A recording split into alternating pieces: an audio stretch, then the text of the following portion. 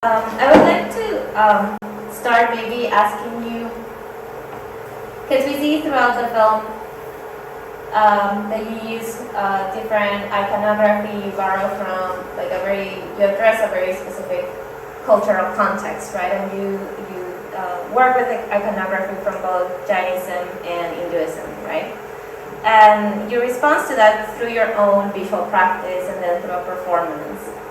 So I was wondering if you could further unpack how you work your how you introduce these images within your work, and how these visual practice of yours through this collage and image making relates to or helps you unpack and contest the patriarchy of the kitchen as a patriarchal space.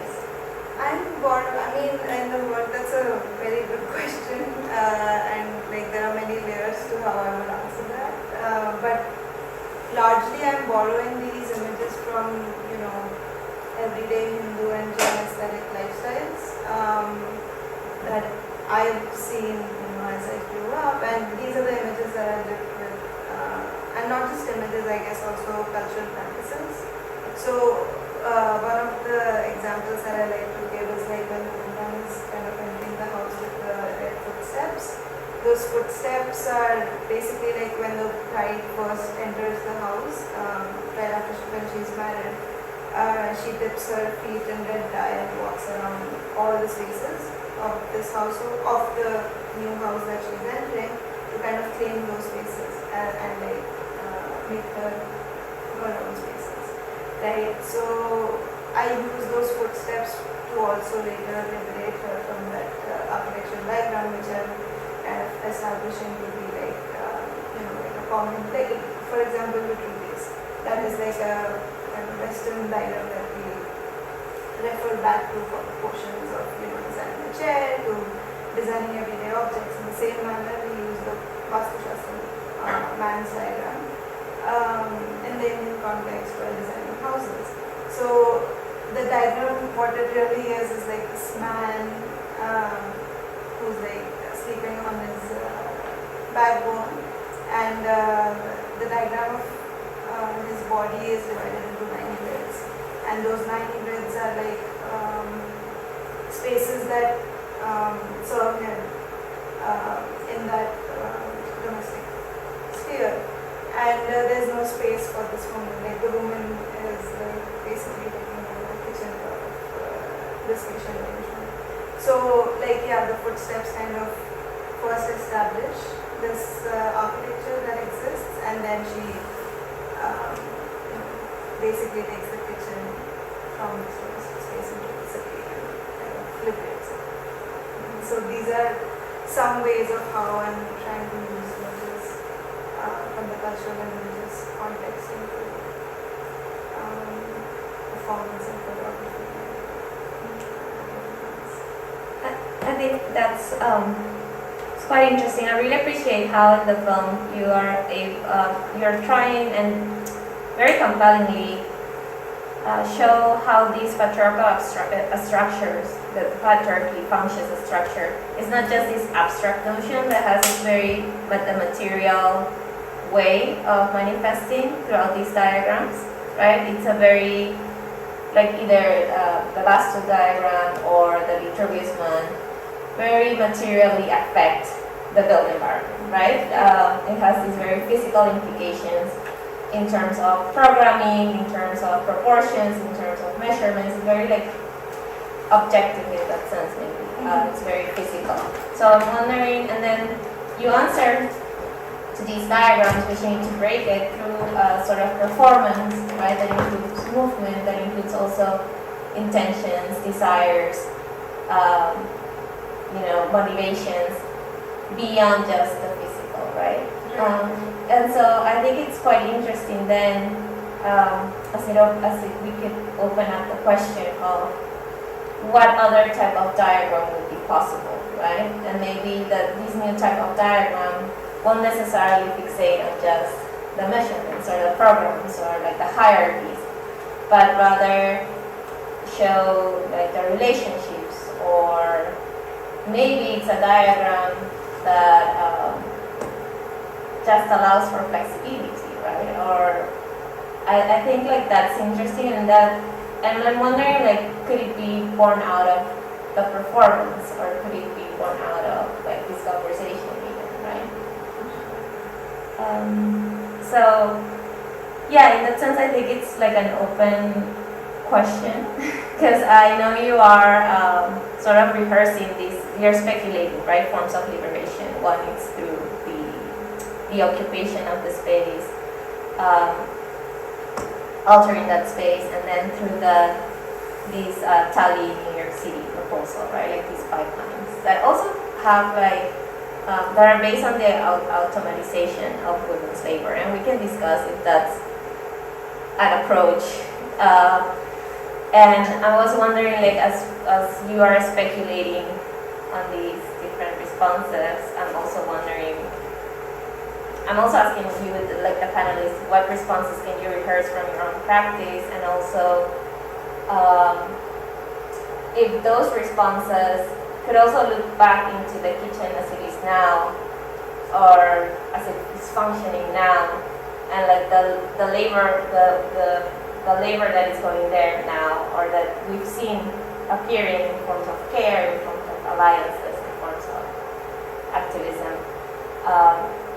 Are there ways to take what is there and then mobilize it towards a liberation of the kitchen?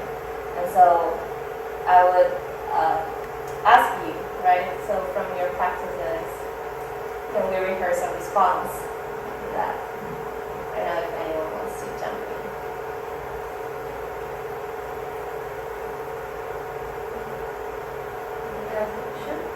I'll give it a shot.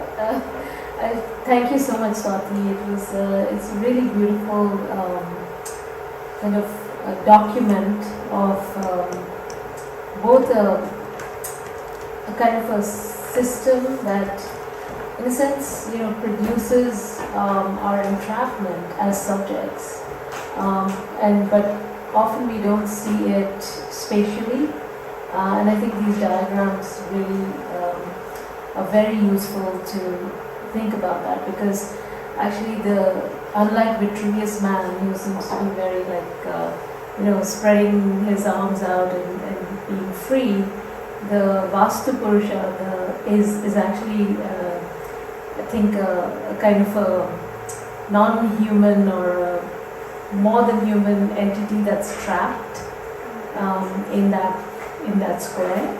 And so it's that's also very interesting that in a sense there's an acknowledgement that domesticity as a whole is a trap of some kind, and through which subjectivity is produced and performed in these very programmatic ways.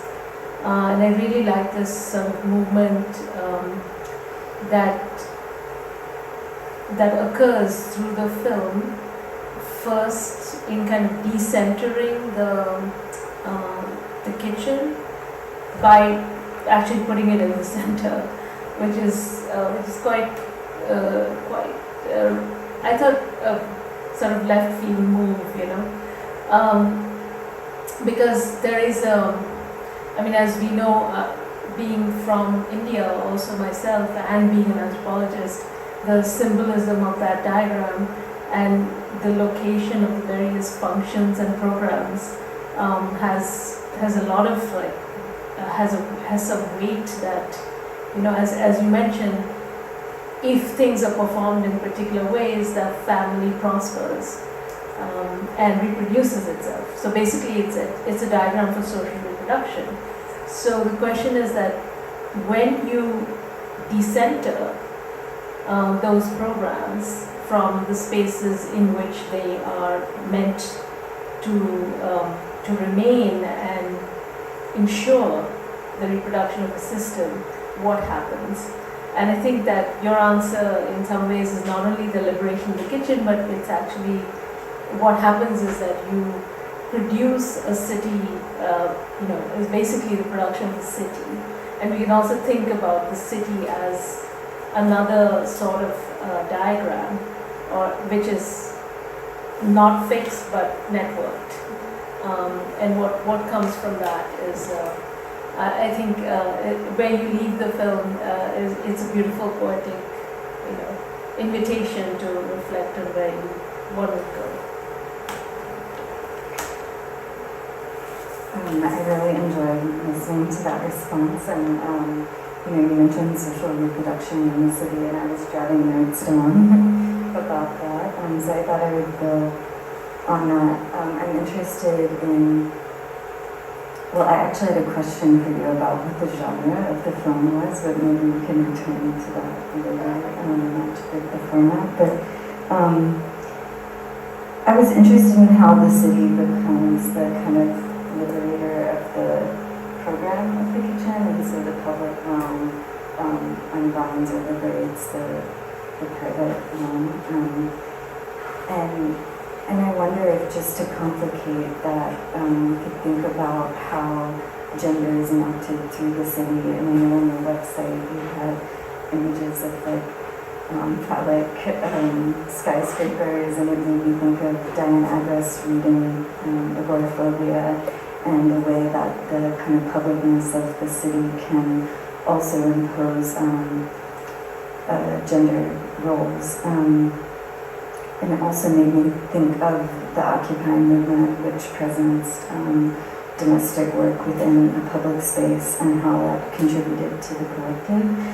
So thinking about the ways that these things work against each other was interesting to me, and thinking about how the mechanization, or the automation as you called it, provides an alternate mode of production, but how even within social reproduction there's a kind of still positivist assertion of care in that one's capacity to produce becomes the kind of the generator, the framework for understanding collectivity.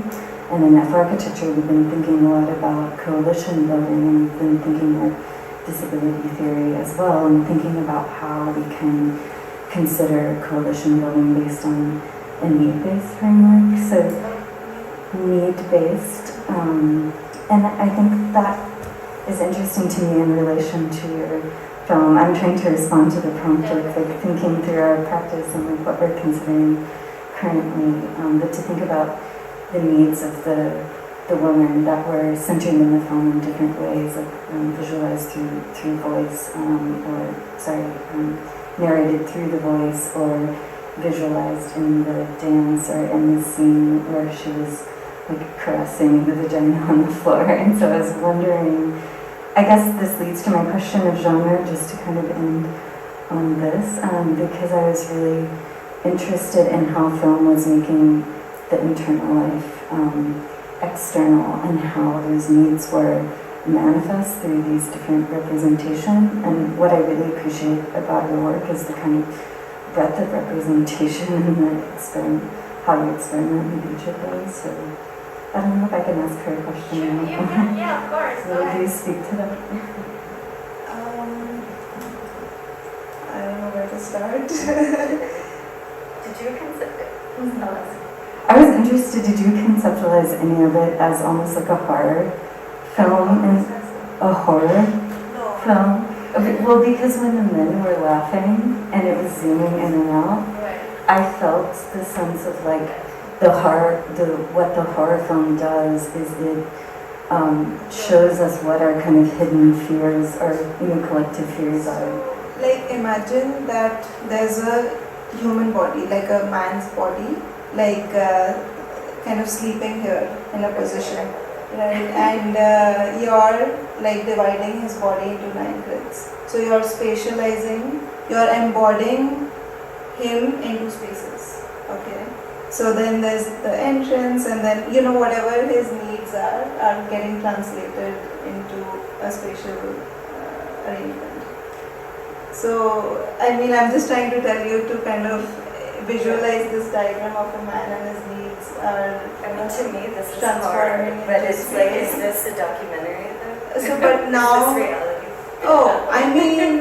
In a way, it's symbolic. A lot of the work is symbolic, but also those symbols and those images do make up our reality. in some or the other way. Like you said, that the Yeah. city is phallic in a way. Like, I mean, it starts with like a small, pinch of information that you're sharing. Like, the things that you teach a child, like, blue is for boys, and so like, I mean, those tiny little things like from language, like, I'll say, hey guys, like it's never like, hey y'all, like, it's guys in itself is like only referring to like the male section of person. So I mean, like through language, through like built environments, through diagrams, through like, you can't, like women can't drive cars because like it's based off of a man's body, like, the proportions of that built in. So I mean, like it kind of reverberates, right? Like through the built environment, like that bias doesn't just remain in your language, but it just like kind of scales up and like even the economy and stuff like that. Anyway, like I'm getting too political, but like even the capitalistic system, like even though I'm part of it, like I look at that bias and kind of experience that bias on a day-to-day basis. But in this film, like I'm talking more and focusing more on the South Asian experience because I've seen that, and those images are kind of home to me. Thank you for That answered. Thank you. I guess to that, I want to add, it looks always so rude when someone is looking at their phone, but it's also like my notebook. I always look like I'm texting, and now it's not recognizing my face. Maybe I want to say two things that maybe are a little unrelated. I think the first, just building off of what you just talked about, which is kind of existing within this kind of capitalist system. I think, if anything, that the pandemic has shown us over the past few years is that the fissures in the family structure still are very real. So, like, who became relegated the tasks of providing the food, taking care of everybody in the house, the kind of like reverting back to the domestic space being predominantly where the woman is expected to do most of the work and do the heavy lifting, basically, in addition to all the work that we are expected to do, like the salaried work, which kind of made me think about wages for housework in the 70s, and most recently Sophie Willis's work, which her book abolished the family, so kind of the rethinking of the family structure and the deprivatization of these provisions of care and these systems of care. So, the feeding, the cooking, and your kind of final provocation in the film, right, showing this kind of system that deprivatizes the home. I think it's also, the way I read it, and you can definitely respond to that, is also rethinking the idea of the nuclear family and the woman, and this kind of cis-het structure that the grid reproduces, and I, even though I'm not from India, but it's a kind of structure that is reproduced in many different ways, but also the same across the world. So I thought it was really interesting how much parts of it resonated with me, even though culturally, like it's so specific, but it's also super relatable. And I definitely immediately started thinking about how do we dismantle the family in the way that capitalism has structured it. And the other point that I wanted to make, which is about the iconography. I was really kind of intrigued by the tools that were chained to her hands, because they were, they felt heavy, they looked heavy, they looked burdensome, but they were also beautiful, like jewelry, which really made me think about, in addition to the image that you had about, which I think kind of was like a wedding scene, and it made me think about these kinds of jewelry during weddings, specifically Indian weddings, where the jewelry is so heavy that it's like weighing the women down, but now there are these like utilitarian objects and these tools that are controlled by her and controlling her at the same time. So I was really intrigued by that symbolism and would love to hear more about it. I don't want to belabor the point. Someone else. Yeah, unintended. Yeah, first of all, I thought the film was fantastic. Thank you for showing it and for having all of us. I think there's a few points maybe I want to touch on, but this point about the tools that you bring up I think is really interesting because they're the sort of like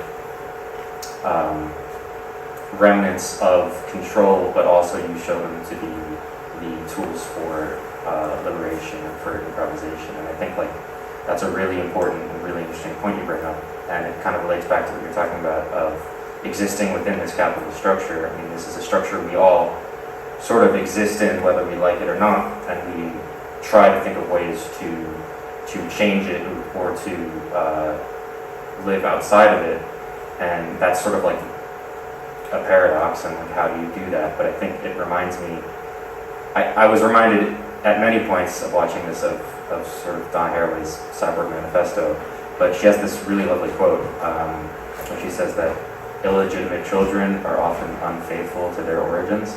And I think like I got that sense, especially in the diagramming of the woman with the tools, of, you know, you come from the system, but you can still sort of change it even though you're within it.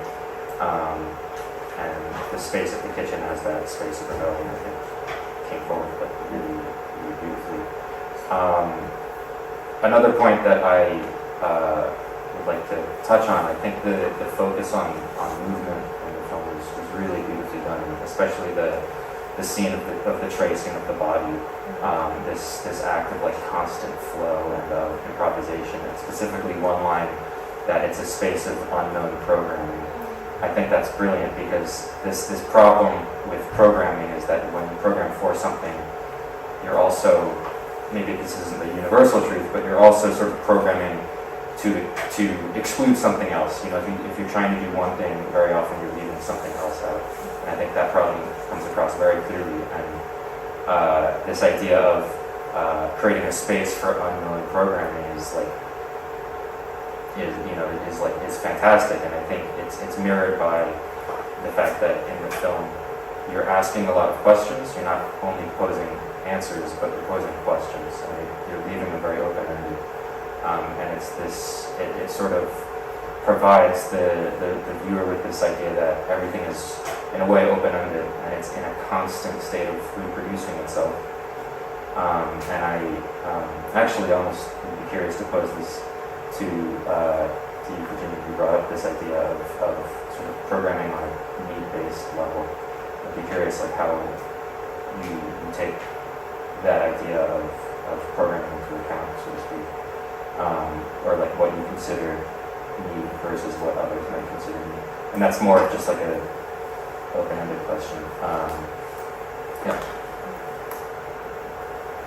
Okay, I'll try to answer this question. Maybe I don't think of it through the lens of programming, but think about the ways that under capitalism, things that are invaluable, that are integral to our lives are converted into a kind of valuation system or evaluative framework. And so taking need as a basis for a theoretical analysis allows us to see what exists, which is human in all of us, that doesn't necessarily have to do with capacity or with the assertion of something to offer. And I've been reading Konstantina Zavitsana's work a lot, who's a disability and queer theorist. In their work, they talk about what it would mean to think about, rather than a give-take relationship, a give-give or a take-take relationship, so that our needs are amplificatory, and in responding to them, we actually amplify our lack of value, which is what makes our lives worth living. So when I think about how this would be enacted, I think it really depends on the particularity of communities And I think that's what makes it a really interesting framework to think about coalition building, not as like a top-down kind of bureaucratic organization of people, which is what I think we see now in like our like liberal politics, but what does it mean to be like truly leftist and to build our actions in a one-to-one way. And so just to bring us back to thinking about the diagram, I think what's interesting is how you're bringing the diagram of that body into representation. I think Maria's question was just really astute, which is like, how do you diagram in the film to show an enactment of different principles and values, and so seeing like the tracing of one's body as this kind of like self-enclosed loop that also is affirming the reality of the self without thinking about this other system for a moment was really interesting to me. Anyway, I was going to say something else, but I think I've talked for a moment, so maybe someone else can respond. I don't know, sorry, give it I'll try to make this very quick.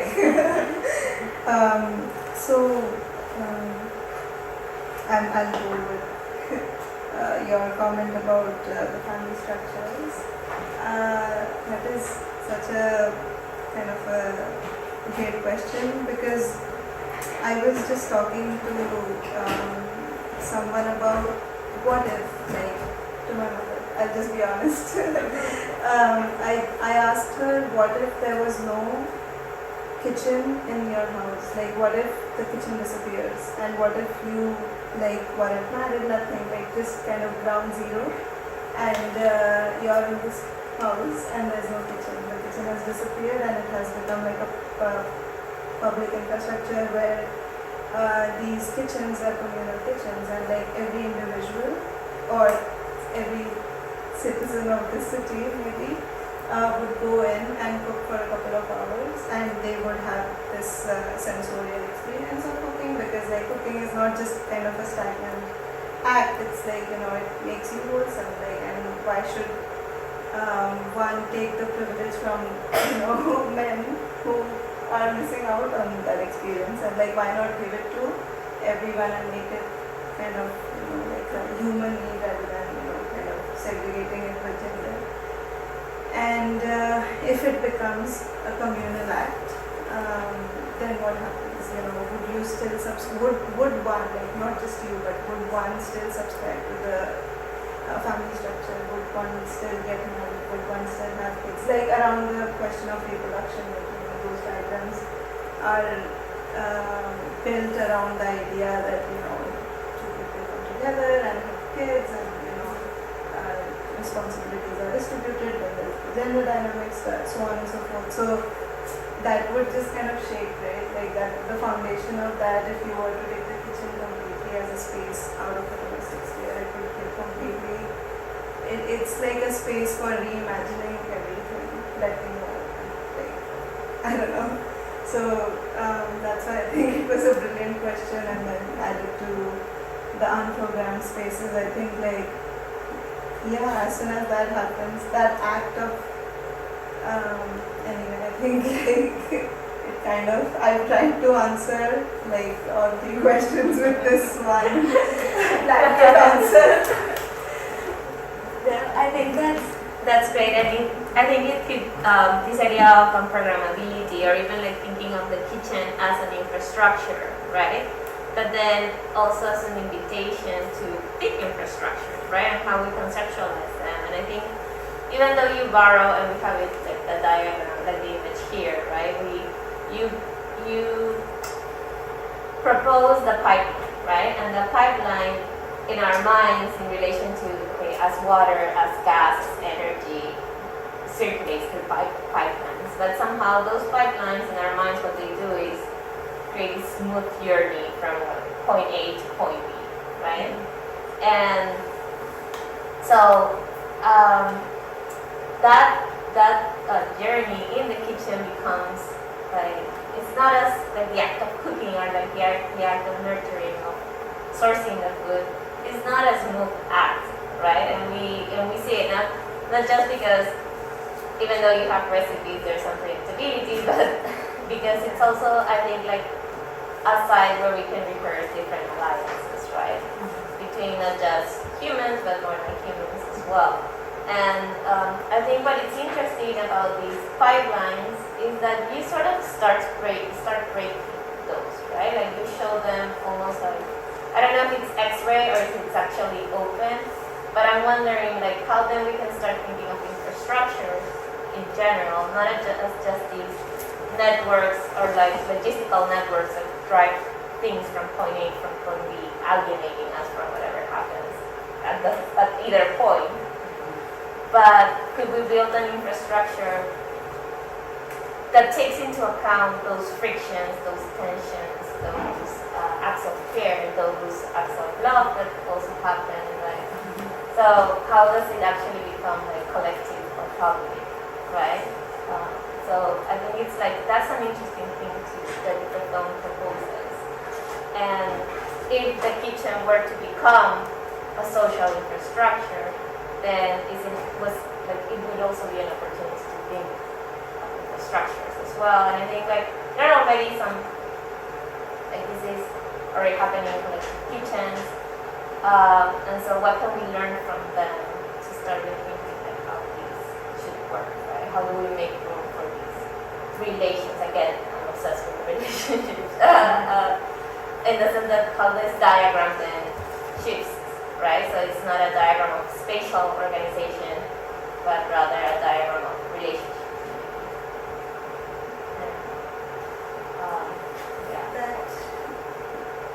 That is like really brilliant. Like Maria and I just 2 days ago spoke a little bit about this, and like that gave me a seed to think more about how this would be kind of executed in an ideal world. But like I started actually looking at the work more critically, because like I look at this work as more like this proposal as a more symbolic proposal rather than it being like rigid pipeline system where, like you said, that we would alienate ourselves from the origin. So and like the 2 days gave me a little bit time to kind of rethink about the relationships that we have with ecologies, with other beings that are part of this food infrastructure or food ecosystem. And like historically we have modified the food diversity to kind of suit our own, which is problematic in a way. But how do we kind of adapt like a system which is more kind of not as rigid as extracting resources and just kind of chopping them the way one would like in different cultural definition of what food stands for, whatever primarily like in the film I talk about like this pipeline being in Italy and Chinatown and Little India and so on and so forth, and how kind of recipes modified or recipes of the food system that might be hooked in that area would be modified. But I feel like it can't be that straightforward, like a line from the origin to your food, to your dinner table, but more of collaborative, where things are integrated in a way that makes people also responsible towards these systems. And like I'm not like, I don't have a refined answer yet. It's okay. Yeah. Maybe this can build on what you're saying, because you made me think of a few things, and I love that question. Do you have time? Yeah. Okay. You have a little bit time. Well, I was interested because I've read a lot of Shannon Madden's work, and she writes a lot about infrastructure. And she says that infrastructures become visible either when they break down or whenever they meet. And I'm kind of interested in why maybe we don't perceive the kitchen as a part of the infrastructure for social reproduction, and maybe it's because it's more private or it's more removed, and so it's not as visible, or because we think of infrastructure as something which is more publicly owned or accessible. but thinking about the production of, you know, literally people as a part of the product of the nation, we can see how this becomes infrastructural. So maybe thinking about the kind of system that you're creating, and like now it's kind of over the city, but I can also see how your representation of the city is like kind of collapsing in certain ways, you're moving around it, and so maybe thinking about that moment where it creates the conflict against the city, which is allocentric, could be an interesting place for you to explore. And also it made me think of Ruth Wilson Gilmore's Infrastructures of Feeling, which she writes about in abolitionist geography, and thinking about what this kind of feeling is, which allows for, you know, cishet patriarchy to continue through all of this. So, I want to give the opportunity to you to also I don't know, go back into certain points of what we have been discussing, or add a new question to the discussion, since we're running out of time apparently. And also to the public here, if anyone wants to jump in with a question. I can barely see you, but yeah, okay. Oh, thank you. Yeah, I don't know if there's any question, or if, I don't know, the panelists would like to, we can continue also. Yeah. I know, like Ben, you have done work with revising alliances within the kitchen space, right, with More Than Humans, and I know, Vyjayanthi, you have also done work in relation to social infrastructure and collective kitchens, and so I'm also wondering about how are you thinking, or how the film is sparking new ideas in your areas? Or I don't know, how, if you have anything to add to our discussion on infrastructure. So. I can just say one thing. I think the whole question of the social reproduction it is very interesting, because the kitchen. I mean, the film actually really made me think about how it is really privatized. The work of social reproduction is privatized, and therefore is kind of trapped in a kind of a pattern, if you like, to continue that metaphor of diagramming and patterning and programming, and that this wonderful conversation you had with your mother about what if the house didn't have a kitchen? What would that do to you as a social being? Wouldn't that free you up to have alliances way beyond your, the sphere to which you're normally confined?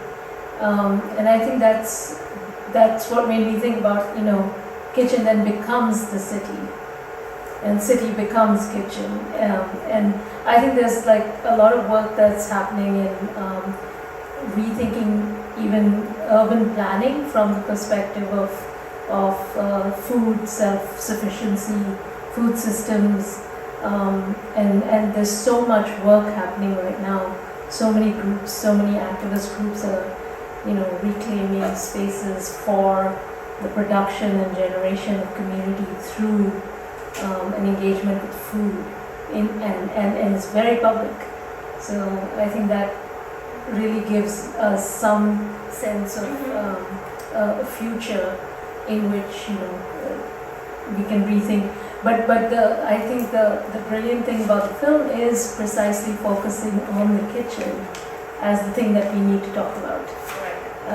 In addition to the community gardens and the urban farms and all pavilions and various spaces of social interaction. So thank you for that. Yeah, I'll just add, just on Rhea's point, I think, and just to reiterate, I think something that I took away from the film is the focus on the asking of questions. And when I made the film Softening Cultures with Emma McDonald, which focused on this sort of multi-species empathy, one of our main focuses was asking questions and leaving things up to interpretation and open-ended. Because when you make a film, you sort of have to have a start and a finish, and that can sometimes be incredibly limiting. And actually, if we have the time, maybe I'd be curious to hear your thoughts on that, because you have to sort of present a narrative when you're making a film, and it's very hard to present things like unexpected results or improvisation. One of the things we did in our film was we focused on fermentation and this idea of ceding control to bacteria and sort of leaving it up to the bacteria and the yeast to see if the fermentation would take and if it would produce something that we would then in turn sort of benefit from. That's very, very hard to do when you're making a film because you have to say whether it happened or not. So yeah, actually, I suppose I'd be curious to hear your thoughts on that, like how you were able to represent things like improvisation and open-endedness, or how you at least sort of dealt with that hurdle. It was a beautiful collaboration with the performance artist. So because she's also South Asian, she kind of knows all these social structures and the kind of everyday rituals and cultural practices. So she helped me kind of. First, I only wanted to shoot the kitchen as a space and what happens to it. But then she kind of recommended to talk about and establish the domestic threshold, that this is a house and that there are this is a 9-part house, and we should maybe go back to what a traditional housing typology looks like, and what is she doing, how is she kind of establishing the space to be her own, and what are those negotiations, what are those cultural negotiations that she is compromising on or kind of complimenting on. So I mean, it was like so many things kind of just came together, and I had to think like through music, through performance, through costume, through a lot of things, like you said, also the tools, and how like the image of Saraswati, like the graphics in which you thought that it was a wedding, but I think it's maybe it's not clear in the film, and it's our kind of bad on it that we weren't like able to express it from an outsider. Right. But I guess there are always better ways of representing something. But what it's trying to do is like it's layering this Devi, which is like Saraswati, which is like this goddess who emits knowledge and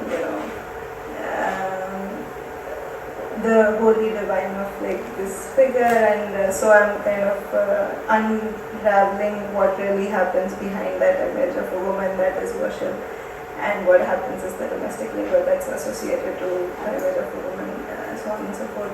What you said, Vyjayanthi, is so fascinating. Sorry, I'm like jumping and I just have these notes that when you said about the privatization of the kitchen and the invisible labor that exists within this household, and when you make it public, what happens? I and Maria were actually discussing this when she mentioned like, oh, what happens, like water, it's easy for you to take water from point A to point B, but like in terms of food, there are so many processes and ways of making food, like Palestinian food, Indian food, like Italian food, like there are, and like so much richness that comes from sharing of these recipes, the modification through time and cultures, and how where people live, how people migrate, how food migrates, I guess, how so, and there is some kind of mothering and care happening, and so much care, not just caring for the food or the material that the food is being produced with, but also who they are serving for, how is it coming, from what part of the world it's coming, and so on and so forth. So like all of these multiple scales can't be flattened into pipeline, of course. It can't be that simple. So when Maria said that, how do you kind of build the bones of this infrastructure, of this public food infrastructure that you're talking about, I started like it was like a pretty big question, of course, like, and that I do not have the ability to answer it by myself. But like, yeah, how do you kind of build a system based on all the mothering that has happened until now? Like, because it's not, it's like this unmeasured territory of economy, like, you know, like labor of love, which is like this domestic labor has never been measured before, has never been economized before, or has never been paid for. So is there a way to measure it? Like, I don't think so. I mean, maybe there is, and maybe we need to negotiate between, like, you know, different disciplines and different, yeah. I would just say that, you know, that unmeasurability, that's where the improvisation comes in, and that is the kind of tool of liberation, really. And you know, so I think you should embrace that. Just to start like wrapping up. I don't know. This is your chance if you have any question in the public. Okay. I just wanted to say, because you had started saying, like, when Virginia asked about the format, right, this is very symbolic, right, and you presented it as like a very symbolic thing. But I think it goes beyond that, because you're starting to introduce through these what appears to be symbolic, but it's not just in terms of like semantics, that you're trying to say something, or you're trying to communicate something, but you're actually trying to mold or shape a built environment. So in that sense, it's very active. It's not just symbolic, it becomes real, right? It becomes material. And so I think, we're talking about the format, the performance, and then all these drawings and images that you have been producing. I think like there's a seed there, right? To start imagining as these diagrams appear, right? And they shape the world in a particular way. Can these now images that we are producing based on the discussions that you will continue to produce will eventually shape the world in a different way, right? So I think like that's quite interesting. And so in that sense, it stops being symbolical, right? Symbolic. It has this material quality that I think it's very, very, amazing, right? So